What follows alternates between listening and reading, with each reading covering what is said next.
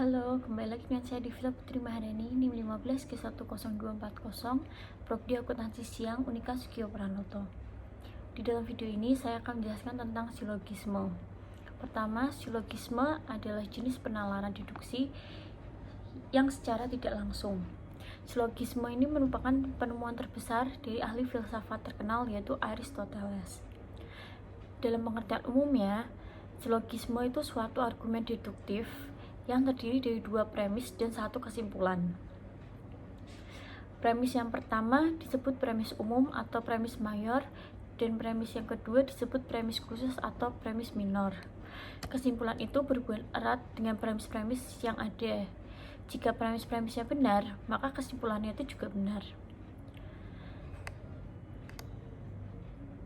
Silogisme dengan kata lain adalah merupakan pola pikir yang disusun dari dua buah pertanyaan dan sebuah kesimpulan.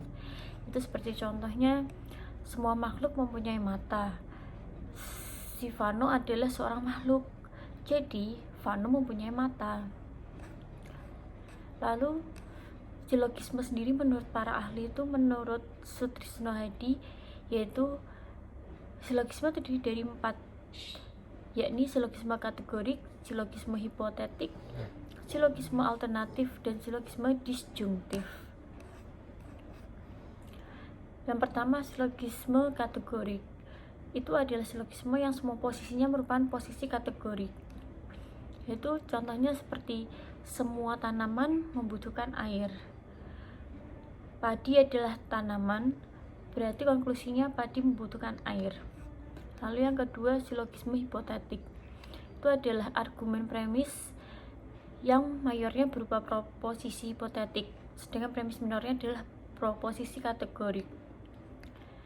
Seperti contohnya, jika hujan, saya memakai sepatu. Sekarang hujan, jadi saya memakai sepatu. Lalu yang ketiga, silogisme disjungtif. Ini adalah suatu silogisme di mana premis mayornya maupun minor, baik salah satu ataupun keduanya, merupakan keputusan disjungtif. Contohnya, kamu atau saya yang pergi. Kamu tidak pergi, maka sayalah yang pergi. Lalu yang keempat adalah silogisme konjungtif, di mana silogisme yang premisnya mayornya berbentuk suatu proporsi konjungtif. Silogisme konjungtif hanya mempunyai sebuah corak, yakni akuilah satu bagian di premis minor dan tolaklah yang lain di kesimpulan. Contohnya, tidak ada orang yang membaca dan tidur dalam waktu yang bersamaan. Minornya, Vano tidur, konklusinya maka ia tidak membaca. Lalu, jenis-jenis silogisme.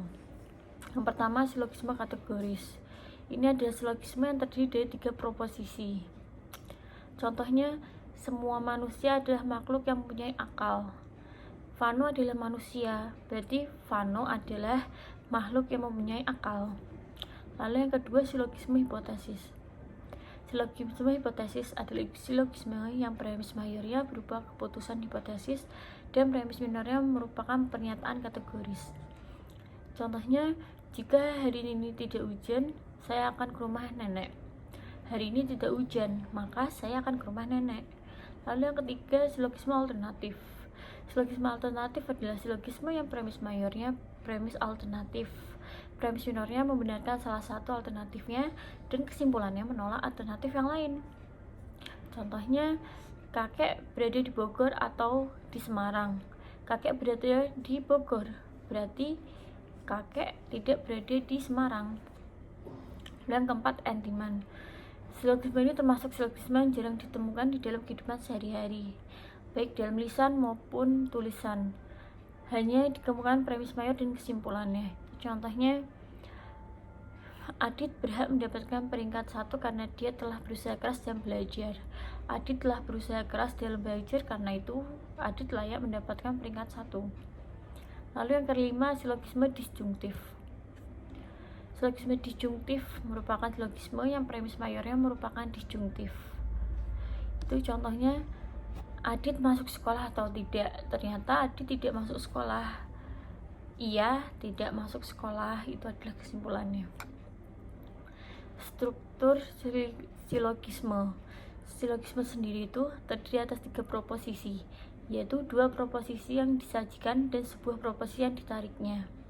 Proposisi yang disajikan itu dinamai premis mayor dan premis minor, sedangkan kesimpulannya dinamai konklusi.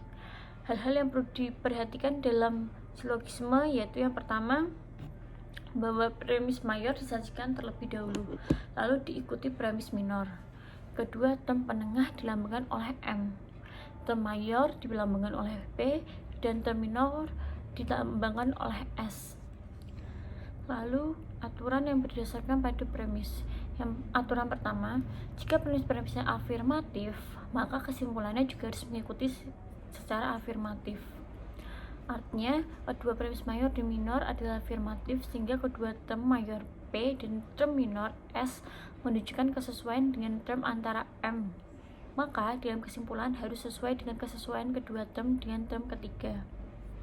Lalu aturan kedua, kedua premis tidak boleh negatif. Jika kedua premis negatif, artinya term mayor P dan term minor S tidak cocok dengan term antara M, sehingga mengakibatkan tidak berfungsinya term antara. Lalu yang ketiga, jika salah satu premisnya partikular, maka kesimpulannya harus partikular, dan jika salah satu premisnya adalah negatif, maka kesimpulannya adalah afirmatif. Aturan yang keempat, kedua premis tidak boleh partikular. Salah satu premis harus universal. Lalu di sini bahwa kesimpulannya, silogisme itu adalah suatu cara untuk melahirkan deduksi. Silogisme mengajarkan kita merumuskan menggolong-golong pikiran sehingga kita dapat melihat hubungannya dengan mudah. Sekian video penjelasan silogisme dari saya. Terima kasih.